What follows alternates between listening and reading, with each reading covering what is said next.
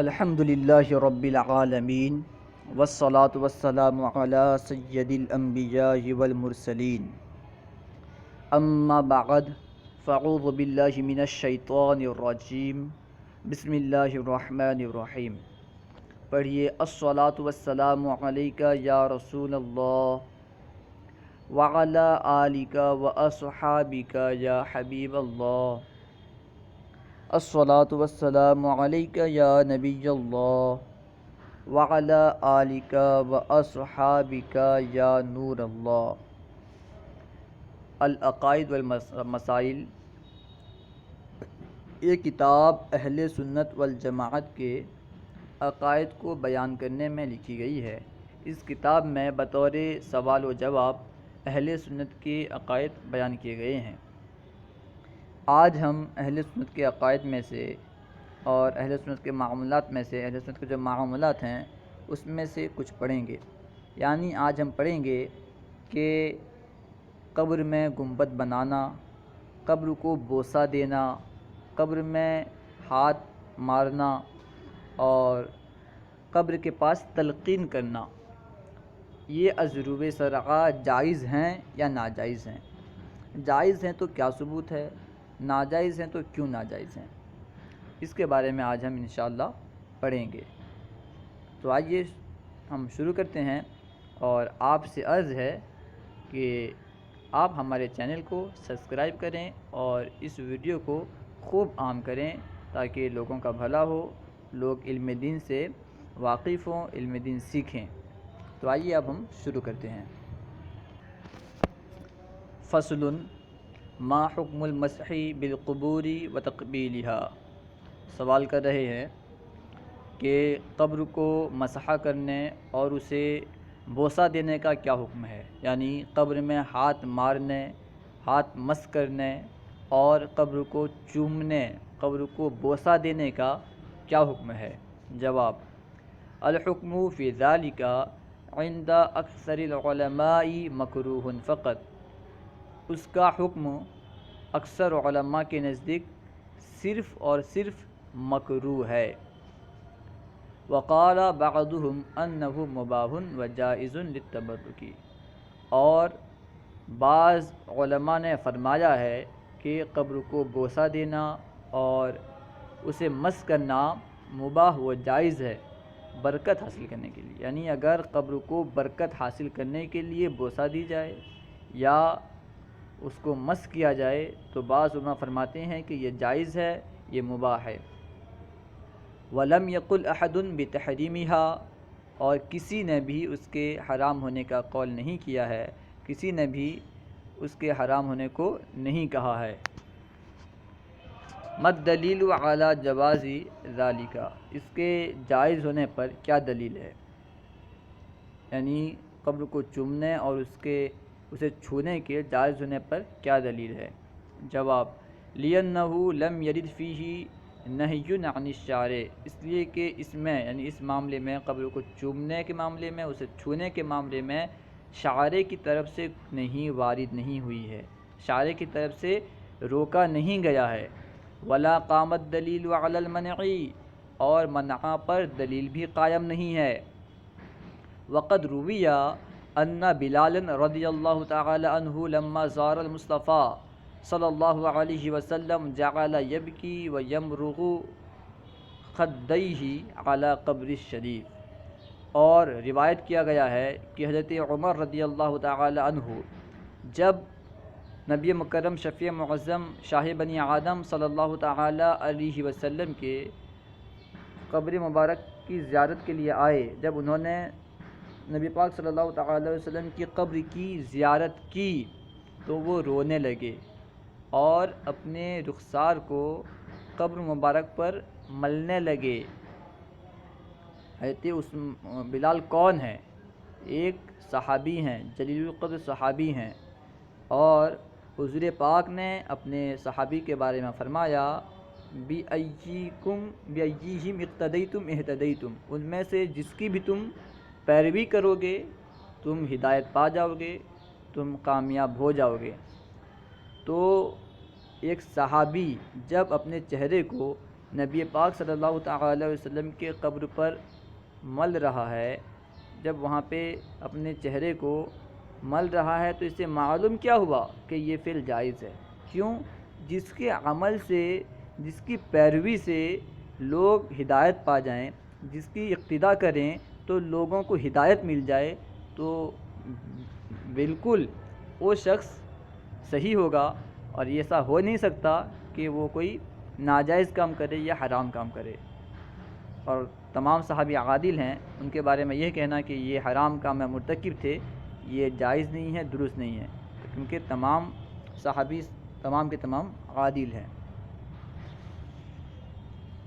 وَأَنَّ ابن عمر رضی اللہ تعالی عنہما کان یضع یدہ الیمنی علیہ، اور دوسری دلیل یہ ہے کہ حضرت ابن عمر رضی اللہ تعالی عنہ اپنے داہنے ہاتھ کو نبی مکرم شفیع معظم صلی اللہ تعالی علیہ وسلم کے قبر انور پر رکھا کرتے تھے۔ پہلی حدیث سے تو چومنے کا ثبوت مل گیا، کیونکہ وہ چہرہ رکھتے تھے یعنی چومتے تھے، اور دوسری جو روایت ہے اس سے ثابت کیا ہو رہا ہے کہ حضرت ابن عمر رضی اللہ تعالی عنہ اپنے ہاتھ کو رکھا کرتے تھے، یعنی اسے مس کیا کرتے تھے، اسے چھو کر کے برکت حاصل کیا کرتے تھے۔ تو یہ بھی صحابی ہیں، ان کے عمل سے بھی پتہ چلتا ہے کہ قبر میں ہاتھ رکھنا جائز ہے، ناجائز نہیں ہے۔ وذکر ذلک الخطیب ابن جملہ، اسے خطیب ابن جملہ نے ذکر کیا ہے، بیان کیا ہے۔ وثبت عن الامام احمد بن حنبل رحمۃ اللہ تعالی علیہ انہ سئل عن تقبیل قبر النبی صلی اللہ علیہ وسلم ومنبرہ فقال لا بأس بذلک، اور یہ بات ثابت ہے کہ حضرت امام احمد بن حنبل رضی اللہ تعالی عنہ سے سوال کیا گیا۔ کیا سوال کیا گیا؟ آپ رضی اللہ تعالی عنہ سے نبی مکرم شفیع معظم صلی اللہ تعالی علیہ وسلم کے قبر مبارک اور آپ صلی اللہ تعالی علیہ وسلم کی منبر کو چومنے کے بارے میں سوال کیا گیا کہ اسے چومنا کیسا ہے، قبر کو چومنا کیسا ہے، اور منبر کو چومنا کیسا ہے، اس کا حکم کیا ہے؟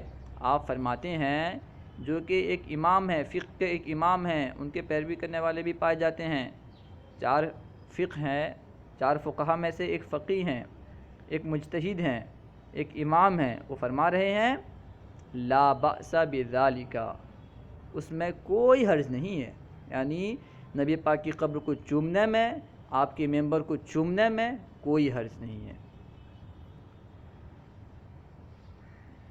یہاں سے قبر میں چونا چڑھانا یعنی چونا گز کرنے قبر کو اور اس پر عمارت بنانے کے تعلق سے سوال کیا جا رہا ہے، اور اس کا جواب بھی یہاں پہ دیں گے۔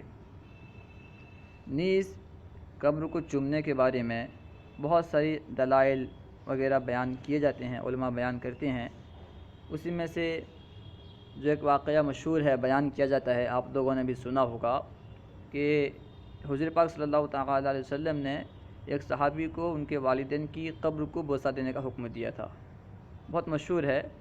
تو اس سے معلوم کیا ہوتا ہے کہ اگر قبر کو بوسہ دینا ناجائز ہوتا تو کیا نعوذ باللہ حضور پاک صلی اللہ تعالی علیہ وسلم ایک ناجائز و حرام کام کے لیے حکم دے رہے تھے؟ تو اس سے ثابت کیا ہوا کہ قبر کو چومنا، قبر کو بوسہ دینا یہ حرام نہیں ہے بلکہ جائز ہے۔ آئیے اب یہاں آگے پڑھتے ہیں کہ قبر میں چونا چڑھانا یعنی قبر کو چونا گز کرنا اور اس پر عمارت تعمیر کرنے کا کیا حکم ہے۔ ما حکم تجسیس القبور والبناء علیہا، قبر پر عمارت تعمیر کرنے اور اس کو چونا گز کرنے کا کیا حکم ہے۔ چونا گز کرنے سے مراد یہ سمجھ لیجئے کہ پکا کرنا بھی کہہ سکتے ہیں اسے، لیکن چونا گز کرنا یہ زیادہ صحیح ہے۔ جواب، اما تجسیس القبر فہو مکروہ عند الاکثر العلماء، رہا چونا گز کرنا، قبر کو چونا گز کرنا تو یہ اکثر علماء کے نزدیک مکروہ ہے۔ وقال ابو حنیفہ لا یکرہ ذالک، لیکن امام اعظم ابو حنیفہ رحمۃ اللہ تعالی علیہ فرماتے ہیں کہ نہیں، مکروہ نہیں ہے۔ امام اعظم کیا فرماتے ہیں؟ مکروہ نہیں ہے۔ ولم یرد فی الشرع ما یدل علی التحریم، اور شریعت میں کوئی ایسی دلیل وارد نہیں ہوئی ہے جو اس کے حرام ہونے پر دلالت کرے۔ مکروہ اکثر علماء تو یہی کہتے ہیں کہ مکروہ ہے، اور امام اعظم تو مکروہ کا بھی قول نہیں کرتے، اور شریعت میں اس کے حرام ہونے پر کوئی دلیل نہیں ہے، یعنی قبر میں چونا چڑھانے کے حرام ہونے پر کوئی دلیل نہیں ہے۔ وَأَمَّا حَدِيثُ النَّهِي أَن يُجَسِّسَ الْقَبْرَ وَأَن يُبْنَى عَلَيْهِ وَأَن يَقْعُدَ عَلَيْهِ وَقَدْ اتَّفَقَ جُمْهُورُ الْعُلَمَاءِ عَلَى أَنَّ النَّهِيَّ لِلتَّنزِيهِ لَا لِلتَّحْرِيمِ۔ رہا قبر میں رہی وہ حدیث جس میں منع کیا گیا ہے، جس میں روکا گیا ہے قبر کو پکا کرنے سے، یعنی قبر میں چونا چڑھانے سے اور اس پر عمارت تعمیر کرنے سے اور اس پر بیٹھنے سے، جس حدیث پاک میں یہ ذکر کیا گیا ہے کہ قبر کے پاس مت بیٹھو، اس میں چونا مت چڑھاؤ اور اس پر عمارت تعمیر نہ کرو، اس کے بارے میں فرما رہے ہیں کہ علماء، جمہور علماء اس بات پر متفق ہے کہ یہ نہیں تنزیہ کے لیے ہے، تحریم کے لیے نہیں، یہ نہیں حرام کو ثابت کرنے کے لیے نہیں ہے، بس اس حدیث پاک سے، اس نہیں سے مکروہ ثابت ہوتا ہے۔ سوال: هل هذا ما يفعله الناس في كثير من البلد ان من تجسيس القبور لمجرد العبث؟ یہاں سے سوال کر رہے ہیں کہ کیا یہ جسے بہت سارے شہر کے لوگ کرتے ہیں، یعنی قبر کو پکا کرتے ہیں، قبر کو چونا گز کرتے ہیں، قبر میں چونا چڑھاتے ہیں، کیا یہ صرف بیکار ہے؟ کیا یہ صرف ایسے ہی کرتے ہیں، اس میں کوئی فائدہ نہیں ہے؟ سوال کا مطلب یہ ہے، مفہوم یہ ہے، جو لوگ، بہت سارے شہر کے لوگ جو اپنی قبر میں چونا چڑھاتے ہیں، قبر میں جو چونا چڑھاتے ہیں، نیک بندوں کی بات نہیں چل رہی، قبر میں جو چونا چڑھاتے ہیں تو کیا یہ صرف ایسے ہی چڑھاتے ہیں، کوئی اس کی غرض نہیں ہے، بیکار ہے؟ جواب: لم يفعلوا ذلك لمجرد العبث والزینۃ، لوگ اسے صرف بیکار یا زینت کے لیے نہیں کرتے، لوگ اسے، یعنی قبر میں جو چونا چڑھاتے ہیں، قبر کو چونا گز جو کرتے ہیں، یہ مجدد عبث کے لیے، یعنی بیکار اور زینت کے لیے نہیں کرتے، بل لأغراض حسنۃ و مصالح، بلکہ یہ نیک غرض کے لیے اور بہت ساری مصلحتوں کے لیے کرتے ہیں، بہت ساری مصلحت ہے اس میں۔ منہا ان تعرف کونہا قبورا فتحیا بالزیارۃ وتحترم من الاہانۃ، اور انہی غرضوں میں سے غرض یہ ہے کہ یہ جانا جائے یہ قبر ہے، یعنی ان کا قبر ہونا جان لیا جائے کہ یہ قبر ہے، کیوں؟ تاکہ اس کی زیارت کی جائے، جب قبر ہونا معلوم ہوگا تو اس کی زیارت کی جائے گی، تاکہ اس کی زیارت کی جائے اور اس کو اہانت سے بچایا جائے، اس کی بے حرمتی نہ کی جائے۔ وَمِنْهَا أَن يَمْتَنِعَ النَّاسُ مِن نَبْشِهَا قَبْلَ الْبَلَا، اور انہی اغراض میں سے ایک غرض یہ ہے کہ لوگ بچیں قبر کو کھودنے سے، اس سے پہلے کہ وہ قبر میں جو مردہ ہے وہ گڑ جائے، یعنی قبر میں جو مردہ ہے اس کے سڑنے سے پہلے، اس کا مٹی ہونے سے پہلے قبر کو کھودنے سے لوگ بچیں۔ وَمِنْهَا أَن يَمْتَنِعَ النَّاسُ مِن نَبْشِهَا قَبْلَ الْبَلَا، اور اسی میں سے، انہی اغراض میں سے یہ غرض ہے کہ لوگ قبر کو کھودنے سے بچیں اس مردے کے مٹی ہونے سے پہلے۔ فَإِنَّ ذَلِكَ مُحَرَّمٌ فِي الشَّرِيعَةِ، اس لیے کہ یہ، یعنی مردے کے مٹی ہونے سے پہلے قبر کو کھودنا یہ حرام ہے شریعت میں۔ وَمِنْهَا أَن يُجْمَعَ إِلَيْهَا الْأَقَابِرُ، اور اسی میں سے، انہی اغراض میں سے غرض کیا ہے کہ اس کے پاس اس کے اقارب کو، اس کے رشتہ داروں کو جمع کیا جائے۔ کیسے جمع کیا جائے؟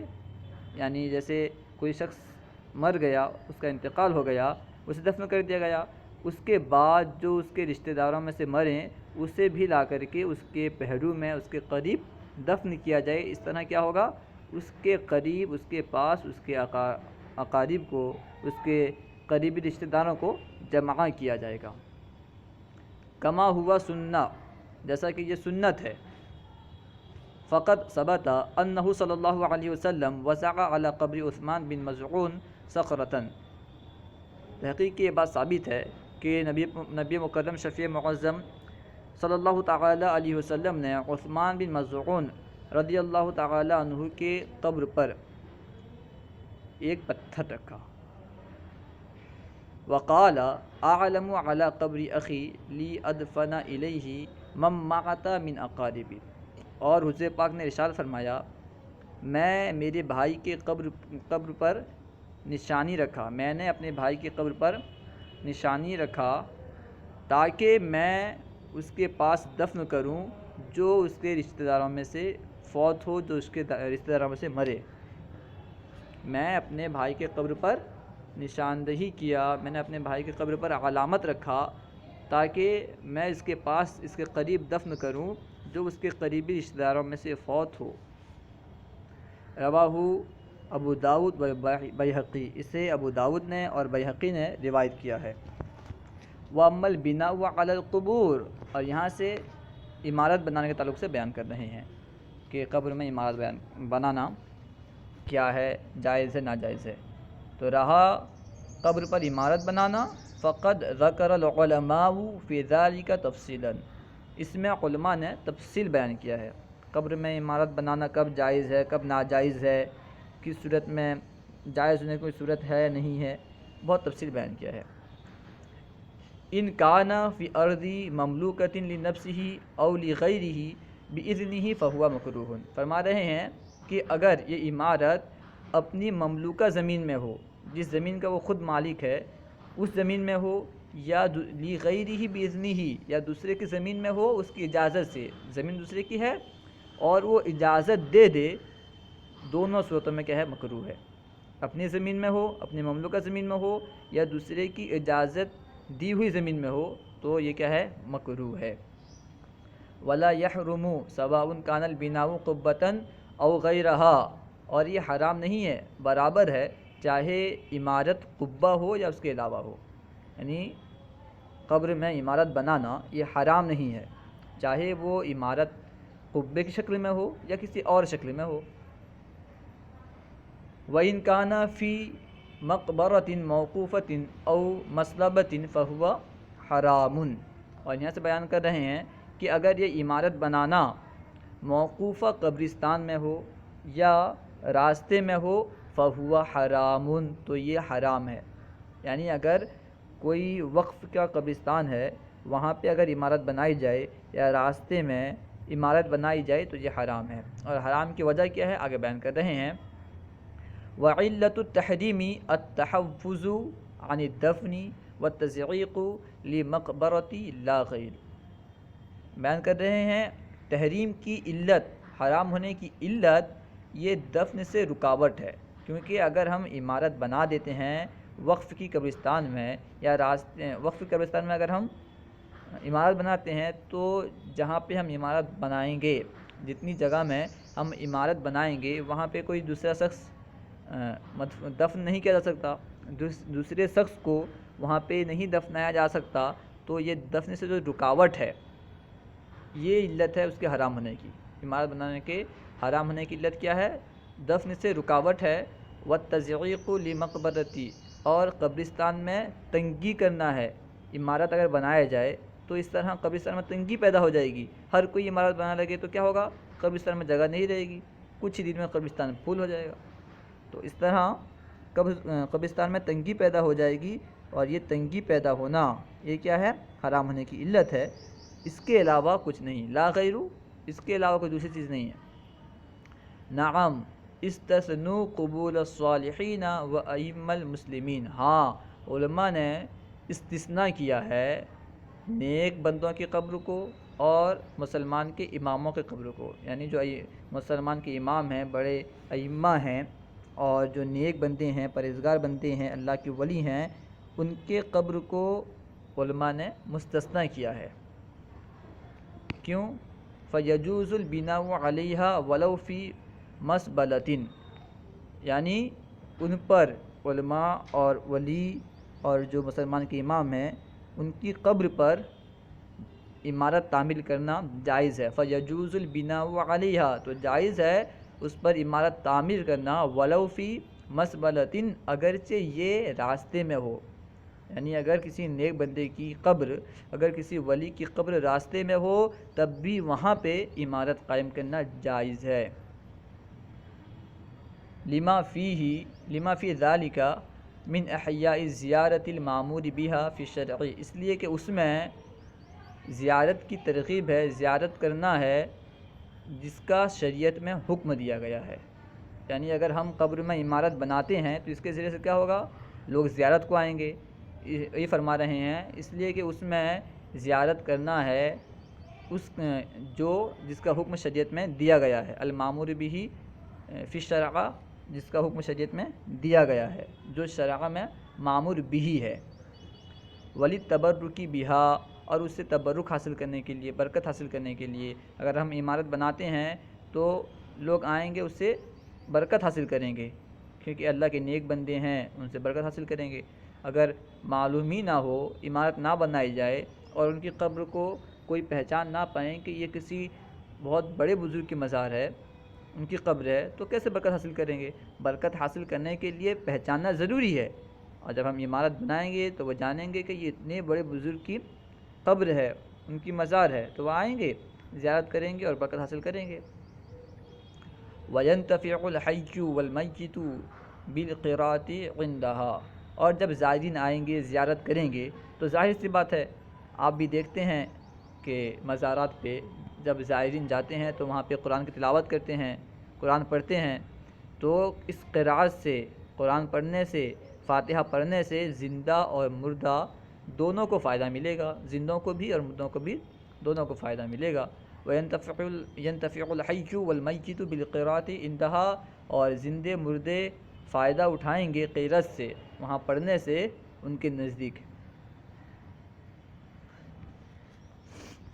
وَإِسْتَدَلُّوا عَلَى ذَلِكَ بِعَمَلِ الْمُسْلِمِينَ سَلَفًا وَخَلَفًا وَذَلِكَ حُجَّةٌ عِنْدَ الْعُلَمَاء، اور اس چیز پر استدلال کیا ہے مسلمانوں کے عمل سے، مسلمانوں کا جو کام ہے، سلف صالحین اور سلف و خلف کا جو عمل رہا ہے، اس سے اس بات پر، یعنی عمارت تعمیر کرنے کے مستحب ہونے، عمارت تعمیر کرنے کے جائز ہونے پر انہوں نے، علماء نے استدلال کیا ہے۔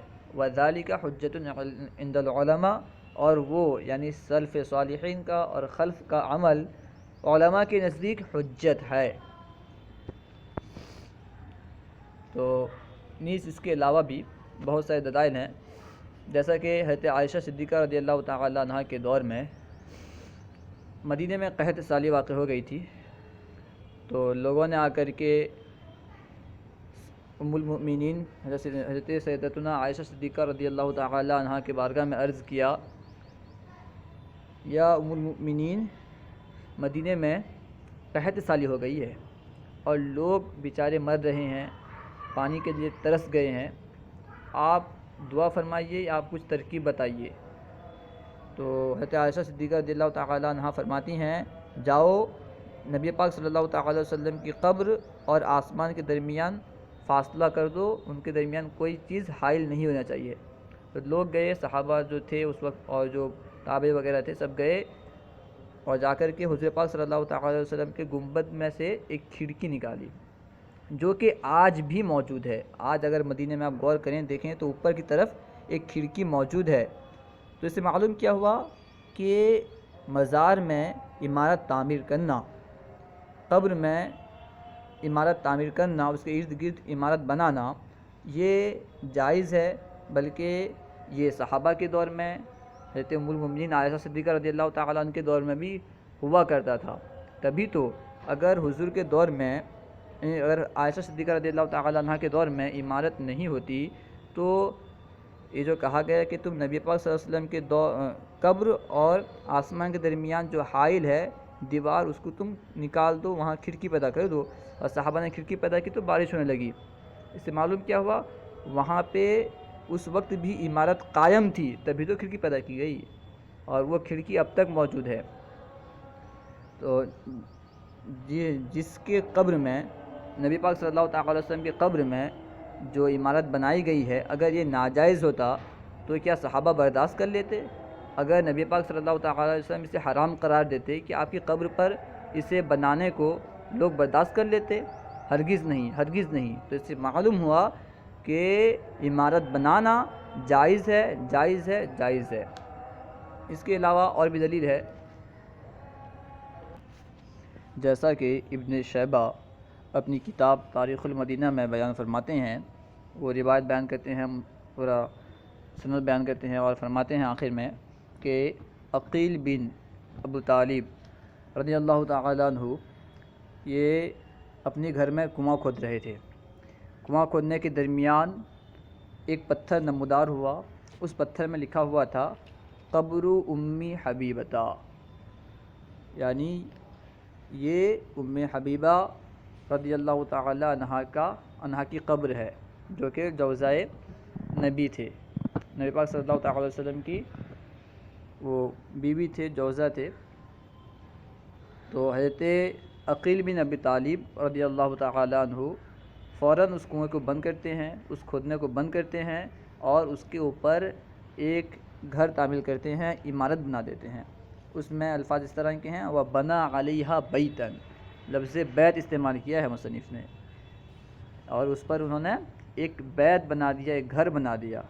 تو اس سے معلوم کیا ہوا، اور یہ جو عقیل بن ابو طالب تھے یہ صحابی تھے، انہوں نے حضرت ام حبیبہ رضی اللہ تعالی عنہا کی قبر پر، قبر کے ارد گرد انہوں نے ایک عمارت بنا دیا۔ جب انہوں نے یہ جانا کہ یہاں پہ حضرت ام حبیبہ رضی اللہ تعالیٰ عنہ کی قبر ہے تو انہوں نے کنویں کھودنے کو بند کر دیا، بلکہ وہاں عمارت بنا دیا۔ اس سے ثابت ہوتا ہے کہ جہاں پہ نیک بندوں کی قبر ہو وہاں پہ عمارت بنانی چاہیے۔ خیر، اب یہاں پہ ایک حدیث پاک پیش کر رہے ہیں اور اس کا معنی پوچھ رہے ہیں کہ اس کا معنی کیا ہے۔ ما معنی حدیث لعن اللہ الیہود والنصارى اتخذوا قبور انبیائہم مساجدا، اس حدیث کا کیا معنی ہے کہ اللہ تبارک و تعالی یہود و نصارہ پر لعنت فرمائے، انہوں نے اپنے انبیاء کی قبر کو مسجد بنا لیا۔ جو حدیث پاک میں یہ کہا گیا کہ اللہ تبارک و تعالی یہود و نصارہ پر لعنت فرمائے کہ انہوں نے اپنے انبیاء کی قبر کو مسجد بنا لیا، تو اس سے معلوم ہوتا ہے کیونکہ مسجد وغیرہ میں عمارت ہوتی ہے، عمارت بنائے ہوں گے، تبھی تو یہاں پہ کہا جا رہا ہے کہ اللہ تعالیٰ کی ان پر لعنت ہو، یہود و نصارہ نے اپنے انبیاء کی قبر کو مسجد بنا لیا ہے۔ اس کا معنی کیا ہے؟ جواب میں بیان کر رہے ہیں۔ جواب: ذکر العلماء ان معنی الحدیث السجود لها والصلاة الیہا علی قصد التعظیم۔ علماء نے ذکر کیا ہے کہ حدیث کا معنی، جو حدیث بیان کی گئی ہے، اس کا معنی کیا ہے؟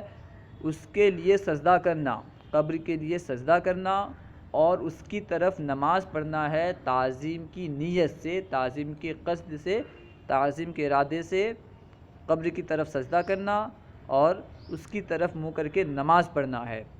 مسجد بنانے سے کیا مراد ہے؟ یہ مراد ہے، اس کی طرف منہ کر کے سجدہ کرنا اور نماز پڑھنا۔ کما یفعلہ الیہود والنصارى من السجود للقبور انبیائہم، جیسا کہ یہود و نصارہ کرتے تھے، جیسا کہ یہود و نصارہ اپنے نبیوں کی قبر کو سجدہ کیا کرتے تھے۔ وَيَجْعَلُونَهَا قِبْلَةً لَهُمْ يَتَوَجَّهُونَ بِصَلَاتِهِمْ إِلَيْهَا تَعْظِيمًا لَهَا، اور وہ اسے یعنی قبر کو قبلہ بناتے تھے اپنے لیے، جس کی طرف وہ متوجہ ہو کر اپنی نماز کو پڑھا کرتے تھے۔ ایسا کیوں کرتے تھے؟ تعظیمًا لہا، قبر کی تعظیم کرتے ہوئے اس کی طرف وہ منہ کر کے نماز پڑھا کرتے تھے۔ وَهَذَا حَرَامٌ قَطْعًا، اور یہ قطعاً حرام ہے، قطعی طور پر یہ حرام ہے۔ فَالنَّهِيُّ إِنَّمَا هُوَ عَنِ التَّشْبِيهِ بِهِمْ، تو نہیں ان سے تشبیہ کے لیے ہے، یعنی ان سے تشبیہ کی وجہ سے نہیں ہے، یہاں جو نہیں وارد ہوئی ہے ان سے مشابہت کی وجہ سے نہیں وارد ہوئی ہے۔ بِأَنْ يَفْعَلُوا كَفِعْلِهِمْ مِنَ السُّجُودِ لِلْقُبُورِ وَالصَّلَاةِ إِلَيْهَا، اس طور پر یعنی تشبیہ کس طرح ہو ان سے؟ اس طور پر کہ آدمی کرے ان کی طرح، یعنی قبر کو سجدہ کرے اور ان کی قبر کی طرف منہ کر کے نماز پڑھے۔ اس طرح ان سے مشابہت کرنے سے منع کیا گیا ہے، اس طرح ان سے مشابہت کرنے سے نہیں وارد ہوئی ہے۔ وَهَذَا لَا يَصِحُّ مِن مُسْلِمٍ، اور یہ مسلمان سے صحیح نہیں ہے۔ مسلمان کا اس طرح کرنا، قبر کی طرف منہ کر کے نماز پڑھنا اور اس کو سجدہ کرنا، یہ صحیح نہیں ہے۔ وَلَا يُوجَدُ فِي الْإِسْلَامِ، اور یہ اسلام میں پایا بھی نہیں جاتا کہ اسلام میں کوئی شخص کسی قبر کی طرف منہ کر کے سجدہ کرتا ہو یا اس کی طرف منہ کر کے نماز پڑھتا ہو، اس طرح اسلام میں پایا بھی نہیں جاتا۔ لِقَوْلِهِ صلی اللہ تعالی علیہ وسلم، اور پایا بھی نہیں جائے گا، کیوں؟ حضور پاک صلی اللہ تعالی علیہ وسلم کے اس قول کی وجہ سے۔ کیا قول ہے؟ ان الشیطان قد ایس ان یعبدہ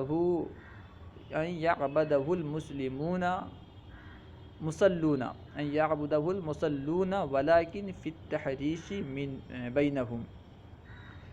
کیا فرمایا حضور پاک صلی اللہ تعالی علیہ وسلم نے کہ شیطان مایوس ہو چکا ہے اس بات سے کہ اس کی عبادت کریں نماز پڑھنے والے، جو نماز پڑھتے ہیں، اللہ کی جو عبادت کرتے ہیں، وہ لوگ شیطان کی عبادت کریں، اس سے شیطان کیا ہو گیا ہے؟ مایوس ہو گیا ہے، لیکن وہ لوگوں کے درمیان فساد پھیلاتا ہے، اس سے وہ مایوس نہیں ہوا ہے۔ وما حکم تلقین المیت بعد دفنہ، دفن کے بعد میت کو تلقین کرنے کا کیا حکم ہے؟ جواب: تلقین المیت البالغ بعد دفن مستحب عند کثیر من العلماء لقولہ تعالی فذکر ان الذکر تنفع المؤمنین۔ جواب: بالغ میت کو تلقین کرنا دفن کے بعد مستحب ہے اکثر علماء کے نزدیک، اللہ تبارک و تعالیٰ کے اس قول کی وجہ سے۔ اللہ تبارک و تعالیٰ ارشاد فرماتا ہے کہ تم نصیحت کرو، تم یاد دلاؤ، اس لیے کہ نصیحت کرنا، یاد دلانا مسلمانوں کو فائدہ پہنچاتا ہے۔ حیث، اور اس سے فائدہ معلوم کیا ہوا کہ اس میں عام ہے، مسلمانوں کو فائدہ پہنچاتا ہے، یہ عام ہے، چاہے مسلمان زندگی میں ہو یا مسلمان وفات کے بعد مسلمان کو یاد دلائی جائے، نصیحت کی جائے تو مسلمان کو فائدہ پہنچائے گا۔ حیث استحبہ الشافعیۃ والاکثر من الحنابلہ، اس اعتبار سے کہ اس کو یعنی تلقین کرنے کو شافعی اور اکثر حنابلہ نے مستحب قرار دیا ہے۔ والمحققون من الحنفیۃ والمالکیۃ، اور امام ابو حنیفہ اور امام مالک کے جو محققین ہیں، حنفی اور حنبلی جو مالک کے جو محققین ہیں، وہ بھی انہوں نے بھی اس کو مستحب قرار دیا ہے، وہ بھی اس کے مستحب ہونے کے قائل ہیں۔ وَأَحْوَجُ مَا يَكُونُ الْعَبْدُ إِلَى التَّذْكِيرِ فِي هَذِهِ الْآيَةِ، اور بندہ سب سے زیادہ تذکیر کا، یاد دلانے کا جو محتاج ہوتا ہے وہ یہ حالت ہے، یعنی بندے کو سب سے زیادہ یاد دلانے کی جو ضرورت ہوتی ہے وہ یہ حالت ہے، یعنی قبر میں اس کے سوال و جواب کے وقت وہ بہت زیادہ محتاج ہوتا ہے کہ اسے یاد دلائی جائے۔ وقد ذکر ابن تیمیہ فی فتاواہ ان التلقین المذکور قد ثبت عن طائفۃ من الصحابہ، اور ابن تیمیہ نے اپنے فتوے میں ذکر کیا ہے کہ یہ مذکورہ تلقین یہ صحابہ کی ایک جماعت سے ثابت ہے، صحابہ کی ایک جماعت اس طرح کیا کرتی تھی۔ انہم امروا بہ، اور انہوں نے اس کا حکم بھی دیا ہے، امروا بہ، اور صحابہ کی جماعت نے اس کا حکم بھی دیا ہے، تلقین کا حکم بھی دیا ہے۔ فلہذا قال الامام احمد وغیرہ من العلماء ان ھذا التلقین لا بأس بہ واستحبہ طائفۃ من اصحاب الشافعی واحمد، اور اسی وجہ سے امام احمد وغیرہ علماء نے اور کہا ہے، کیا کہا ہے کہ تلقین، یہ جو تلقین کیا جاتا ہے، یہ تلقین، اس تلقین میں کوئی حرج نہیں ہے، لا باس بہ، اس میں کوئی حرج نہیں ہے، اور اس کو شافعی اور امام احمد بن حنبل کے ماننے والوں کے بعض اصحاب نے، ان کے اصحاب کی ایک جماعت نے مستحب قرار دیا ہے۔ قال، فرماتے ہیں وقد ثبت ان المقبور یسأل ویمتحن، اور یہ بات ثابت ہو چکی ہے کہ مقبور جسے دفن کیا گیا ہے، مردہ، اس سے سوال کیا جاتا ہے، اس کا امتحان لیا جاتا ہے۔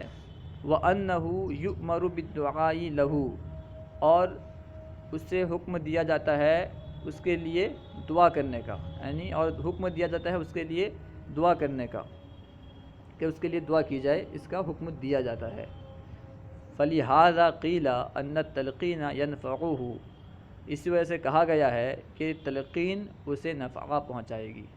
لِأَنَّ الْمَيِّتَ يَسْمَعُ النِّدَاءَ، اس لیے کہ میت ندا کو سنتا ہے، کما ثبت فی الصحیح، جیسا کہ صحیح بخاری وغیرہ میں ثابت ہے، عن النبی صلی اللہ علیہ وسلم انہ قال انہ یسمع قرآن علیہ، جیسا کہ صحیح بخاری وغیرہ سے ثابت ہے کہ نبی پاک صلی اللہ علیہ وسلم سے روایت ہے، آپ فرماتے ہیں بے شک وہ تمہارے جوتوں کی آواز کو، یعنی جانے والوں کے جوتے کی آواز کو سنتا ہے۔ وَأَنَّهُ قَالَ مَا أَنْتُمْ بِأَسْمَعَ لِمَا أَقُولُ مِنْهُمْ، اور اس وجہ سے کہ اس نے فرمایا تم اس سے زیادہ سننے والے نہیں ہو جو میں اس کو کہہ رہا ہوں، یعنی حضور پاک صلی اللہ علیہ وسلم جنگ بدر میں کفار وغیرہ سے مخاطب ہو کے، جو مردے تھے ان سے مخاطب ہو کے کچھ فرما رہے تھے، صحابہ نے عرض کیا کیا یہ سنتے ہیں؟ حضور نے فرمایا تم ان سے زیادہ سننے والے نہیں ہو، یہ سنتے ہیں، تم ان سے زیادہ سننے والے نہیں ہو۔ مخلصاً یہ تلخیص ہے حدیث کی، یہ حدیث کا خلاصہ ہے۔ حل ورد فی الحدیث عن کیفیت تلقین المذکور، یہاں سوال کر رہے ہیں کہ حدیث میں تلقین کرنے کی کیفیت مذکور ہے، بیان کی گئی ہے؟ جواب نعم، ہاں بیان کی گئی ہے۔ فقد روی الطبرانی مرفوعا اذا مات احد من اخوانکم فسویتم تراب علی قبرہ فلیقم احدکم علی راس قبرہ ثم یقل، حضرت امام طبرانی روایت کرتے ہیں مرفوعاً کہ جب تم میں سے کوئی، تمہارے بھائیوں میں سے، تمہارے دوستوں میں سے کوئی مر جائے، فوت ہو جائے، اور تم اس پر مٹی برابر کر ڈالو، مٹی اس پہ ڈال چکو، تو تم میں سے کوئی ایک اس کے سر کے پاس کھڑا ہو جائے، ثم لیقل، تو پھر اس کے بعد چاہیے کہ وہ یہ کہے یا فلان ابن فلانتا انہ یسمعہ، کیا کہے؟ اے فلاں بن فلانہ، یعنی اپنی والدہ کا نام ذکر کرے، جو میت کی والدہ کا نام ذکر کرے، اے فلاں بن فلانہ انہ یسمعہ، تو بے شک وہ سنے گا، یعنی مردہ جو ہے اسے سنتا ہے۔ ثم یقول یا فلان ابن فلانہ، اے فلانہ بن فلانہ، فإنہ یستوی قائدا، تو اس وقت وہ سیدھا بیٹھ جاتا ہے۔ پہلی مرتبہ کہتا ہے یا فلان ابن فلانہ تو وہ سنتا ہے، دوسری مرتبہ کہتا ہے تو وہ سیدھا بیٹھ جاتا ہے۔ ثم یقول یا فلان ابن فلانہ، پھر کہے یا فلان ابن فلانہ، فإنہ یقول، کسی مرتبہ جب کہے گا فلان ابن فلانہ تو وہ کہتا ہے، کیا کہتا ہے؟ ارشدنا یرحمک اللہ، تم نے مجھے ہدایت دی، میری رہنمائی کی، اللہ تعالیٰ اس پر رحم کرے، ولیکن لا تشعرون، لیکن تمہیں شعور نہیں ہے۔ فلیقل، تو چاہیے کہ وہ جو تلقین کرنے والا وہ یہ کہے، یہ دعا پڑھے، کیا دعا ہے؟ اذکر ما خرجت علیہ من الدنیا شہادت اللہ الہ الا اللہ، یاد کر اس کو جس کے ساتھ، جس پر تو دنیا سے نکلا، یعنی اس گواہی کو، کیا گواہی ہے؟ کہ اللہ کے علاوہ کوئی معبود نہیں ہے، وَأَنَّ مُحَمَّدًا عَبْدُهُ وَرَسُولُهُ، اور یہ کہ محمد صلی اللہ تعالیٰ علیہ وسلم اس کے بندے اور رسول ہیں، وَأَنَّكَ رَضِيتَ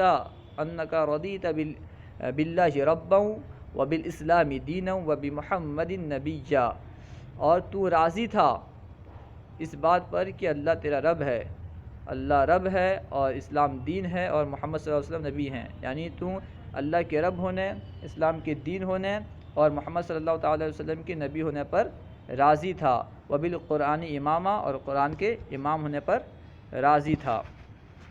فَإِنَّ مُنْكَرًا وَنَكِيرًا